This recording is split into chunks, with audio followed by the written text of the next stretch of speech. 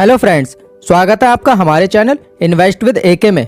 दोस्तों, बैंक आपके पैसे को निगलता जा रहा है। जी हाँ, आपने सही सुना। बैंक में पड़ा आपका पैसा धीरे धीरे खत्म होता जा रहा है और आपको पता तक नहीं कि आप कैसे कंगाल होते जा रहे हैं। जिस तरह आपने बचपन में लूडो तो खेला ही होगा। याद है कि हम उसमें मेहनत करके ऊपर पहुंच जाते थे और 99 पर एक ऐसा सांप बैठा होता था जो अगर काटे तो सीधा नीचे गिर जाते थे और हमारी किस्मत 10 में से कम 9 बार तो 99 आ ही जाता था। और दोस्तों, लूडो वाली गेम इसलिए क्योंकि फाइनेंस के इस गेम में हम एक एक पैसा इकट्ठा करके ऊपर पहुंचते हैं और इस गेम में 99 पर बैठे हैं बैंक्स जो आपको बहुत ही जल्दी नीचे गिराने वाले हैं और आप अनजाने में कुछ ऐसी गलतियां कर रहे हो जिनका खामियाजा बहुत ही बुरा होने वाला है। और आज की इस वीडियो में मैं आपको बताने वाला हूं कि कैसे बैंक्स और बैंक में रखा आपका पैसा धीरे धीरे आपको गरीब बना रहा है और आने वाली इन्फ्लेशन की वॉर में आप बुरी तरीके से हार जाओगे अगर आपने सही कदम नहीं उठाया तो। Let's begin. Chapter number 1, why not to keep your money in the bank. दोस्तों, मोस्टली बैंक्स आपको लालच देते हैं अपने बैंक अकाउंट में पैसे रखने का और सेविंग्स करने का, और उसके बदले में वो आपको इंटरेस्ट पे करने का वादा करते हैं जिससे आपको लगता है कि हमारा पैसा बढ़ जाएगा। पर अगर आप गौर करो तो आपको पता चलेगा कि आपका पैसा सिर्फ नंबर्स में बढ़ रहा है पर उसकी वैल्यू और परचेजिंग पावर कम होती जा रही है। एक डाटा के हिसाब से देखा जाए तो इंडिया में हर बैंक सेविंग अकाउंट पर कुछ 2 से 3% का इंटरेस्ट देता है। वहीं इंडिया में एवरेज इन्फ्लेशन का रेट 7.5 से 8% के बीच है। कहने का मतलब है कि आज जो चीज 1000 रुपए की है, नेक्स्ट टाइम उसका प्राइस इंक्रीज होकर 1080 रुपए हो जाएगा। वहीं अगर आपके बैंक में 1000 हैं तो वो अगले साल 2 से 3% ही इंक्रीज होंगे, यानी कि 20 से 30 रुपए। पर महंगाई तो 80 रुपए बढ़ गई। दोस्तों, इन्फ्लेशन एक ऐसे शैतान का नाम है जो दीमक की तरह आपके पैसे को लग जाता है और धीरे धीरे उसे खाना शुरू कर देता है। फिर एक टाइम ऐसा आता है कि जो पैसा आपके पास बड़ा है उसकी वैल्यू कुछ भी नहीं बचती। जरा अपने आसपास की चीजों को देखो, कैसे सब्जियों के दाम, बेसिक नीड्स की चीजों के दाम रातों रात बढ़ जाते हैं और हमारे पास कोई ऑप्शन नहीं बचता और हमें वो महंगा सामान खरीदना ही पड़ता है। पर क्या बैंक्स इस बढ़ती महंगाई में हमारी मदद कर पाएंगी? जी नहीं। दूसरों के आंच पर अपनी रोटी सेकने वाले ये लोग जो खुद हर डिपॉजिट पर 15 से 16% अर्न करते हैं, वहीं हमें इसका फ्रैक्शन भर अमाउंट भी नहीं मिलता, जिसकी वजह से सामान तो महंगा होकर 80 रुपए का हो जाता है पर उसे खरीदने के लिए हमारे पास सिर्फ 30 रुपए होते हैं। और फिर यहीं से शुरू होता है डेब्ट ट्रैप। आप ना चाहते हुए भी दुनिया भर के लोन्स लिए जाते हो और एंड में जाकर जो चीज आपके हाथ लगती है वह है आपकी गरीबी। अब बहुत से लोग कहेंगे कि 2-3% मिल तो रहा है, पैसा घर में रखने से तो और कुछ भी नहीं मिलता, ऊपर से बैंक सबसे सेफ है। तो भैया, रिच डैड और पुअर डैड के ऑथर रॉबर्ट कियोसाकी ऐसा खुद कहते हैं कि आप लोग हमेशा 2 से 3% को देखते हो। सेफ्टी और सिक्योरिटी के चक्कर में आप अपने पैसे की परचेजिंग पावर को लॉस कर देते हो जिसकी वैल्यू बहुत कम हो जाती है और ऐसा करके आप बैंक्स को तो अमीर बना देते हो पर खुद हमेशा गरीब ही रह जाते हो। अब ऐसे में आपको जरूरी है तो सिर्फ एक चीज की, that is improve your cash flow, यानी पैसों के आने और जाने का प्रबंध। और इसे कैसे सही रखा जाता है, आइए जानते हैं। Chapter number 2, what is cash flow. दोस्तों, दरअसल हमारा समाज 3 कैटेगरीज में बटा हुआ है, पुअर क्लास, मिडिल क्लास और रिच क्लास। ये भेदभाव मैंने नहीं किया बल्कि सोसाइटी के लोगों ने और उनके कैश फ्लो ने किया है। कैश फ्लो का मतलब है पैसों का आना और जाना, यानी कहाँ पैसा खर्च करना है और कहाँ से अर्न करना है। अब प्रॉब्लम यह है कि हमारे पहले 2 कैटेगरी के लोग सिर्फ इस बात पर ध्यान देते हैं कि कैश फ्लो का आउटफ्लो कैसे करना है, यानी खर्चा कैसे करना है, और ये कभी नहीं सोचते कि इनफ्लो का क्या, पैसे कहाँ से आएंगे। तो ऐसे में इनको एक ही चीज का सहारा दिखता है, वो है बैंक्स। इन्हें लगता है कि इस महंगाई के समय में अगर कोई हमें बचा सकता है तो वो है बैंक्स, पर ऐसा बिल्कुल भी नहीं है। तो महंगाई के समय में आपका सबसे ज्यादा साथ कौन देगा, तो जानते हैं इस एग्जाम्पल के थ्रू। पहला है रवि जो एक लोअर क्लास फैमिली से बिलोंग करता है, और दूसरा है आर्यन जो एक मिडिल क्लास फैमिली से बिलोंग करता है, और तीसरी है आरुषि जो रिच क्लास से नहीं बल्कि रिच माइंडसेट वाली कैटेगरी से आती है। तो सबसे पहले रवि जो मुश्किल से महीने का बस इतना पैसा कमा पाता है कि उसको और उसके बीवी बच्चों को 2 टाइम की रोटी मिल सके। इसके बाद पैसा बचना तो छोड़ो, दूर दूर तक सेविंग्स का नामो निशान तक नहीं बचता। फिर आते हैं आर्यन जैसे लोग, यानी हम मिडिल क्लास के लोग, जिनकी संख्या सिर्फ इंडिया में ही नहीं बल्कि पूरी दुनिया में सबसे ज्यादा है। अब आर्यन महीने का 30,000 रुपए कमाता है जिसका वो अपने घर खर्च, ऐशो आराम और अपने पेरेंट्स की हेल्थ में खर्चा करता है। साथ ही आर्यन के ऊपर कार की ईएमआई का पेमेंट भी बाकी है, जिसके बाद उसके पास मुश्किल से कुछ ही पैसा बच पाता है जिसको इकट्ठा करके वो बैंक में एफडी कर लेता है, यानी सारा पैसा ऑलरेडी बैंक के पास है और जो भी इन्वेस्ट करता था वो भी बैंक को ही दे दिया।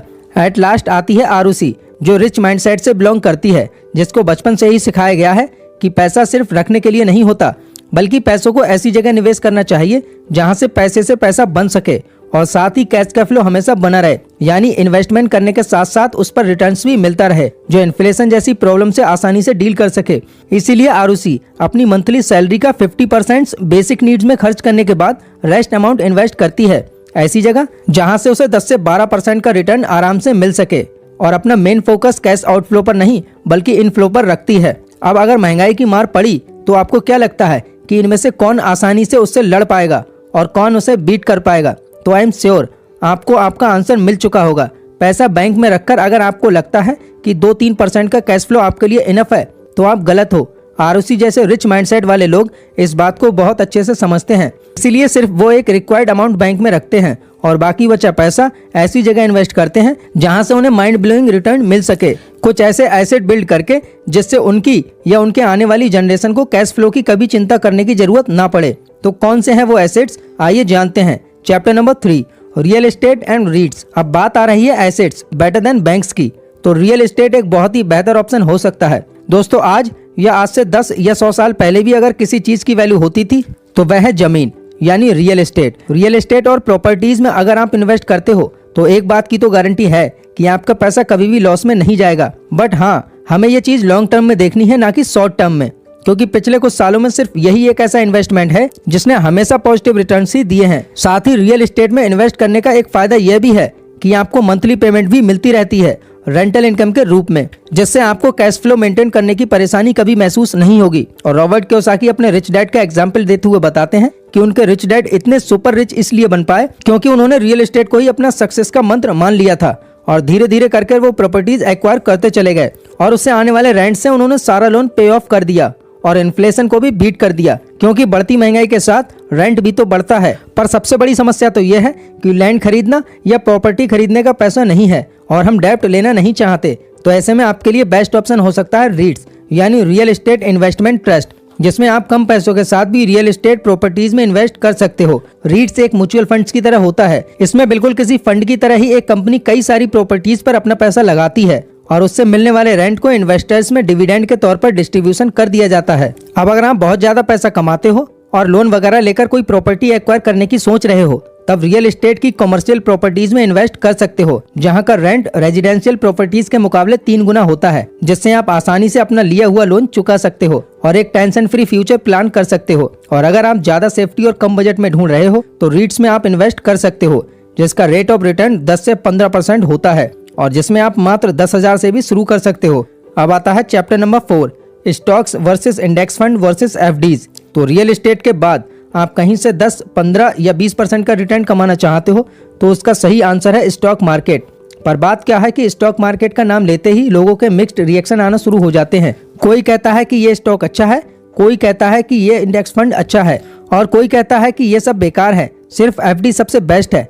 तो आइए इस मिक्स्ड इन्फॉर्मेशन को ब्रेक डाउन करके आपको समझाते हैं कि स्टॉक बेस्ट है, इंडेक्स फंड बेस्ट है या बैंक की एफडी जो लॉन्ग टर्म में भी इन्फ्लेशन को बीट कर पाएगी।